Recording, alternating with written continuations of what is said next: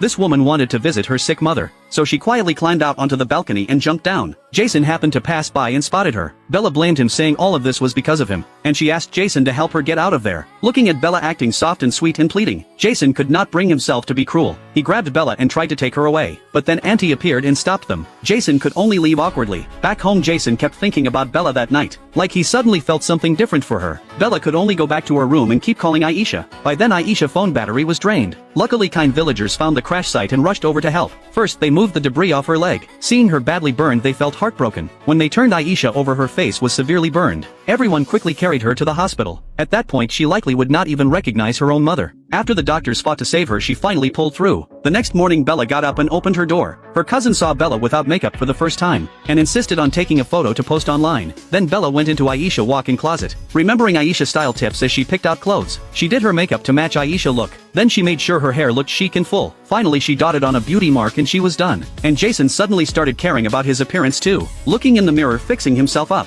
Seeing Bella actually show up at the company, even nodding politely to employees, Jason could not help but smile. Then Bella found a chance to slip out of the company. She went to her best friend's place to change and get ready to see her mom. But when she saw someone bullying her mom, Bella rushed out to stop it. She got shoved hard and hurt. Thinking Jason would definitely come looking for her, she went back to her friend's place and changed back into Aisha clothes. Then got into Jason's car and went back. Jason looked at the injury on her forehead with concern. Bella said she was scared walking at night and slipped by accident. So Jason took her home and bandaged her wound. Jason happily ate pizza, asking if she was sure she did not want a slice. Bella could not fight her hunger anymore and said, "Fine, I will have one." But when Jason went to take a call, she kept eating slice after slice and could not stop. In the end, she finished it all, and when no one came back, she lay down and fell asleep. When Jason came downstairs, he saw the empty plates and Bella asleep. He stared at her face for a full 10 minutes, then finally left reluctantly. Around then, Aisha had already woken up, seeing herself wrapped up from head to toe. She was so overwhelmed she could not even make a sound. The doctor came in and Aisha struggled to say her phone number. Bella saw it was an international number, and guessed it had to be Aisha calling. She picked up, but before she could finish, Jason pulled her away. Then Aisha struggled again and gave her home landline number. The housekeeper answered and learned it was Aisha, then handed the phone to Auntie. Just then Bella came back and Auntie asked where Aisha was, but when she turned she saw Bella right behind her. So in front of Bella she chatted with Aisha on the phone. Aisha said she was in France right now, and told Auntie to pass the phone to Uncle. Auntie calmly said, "Is this not a scam?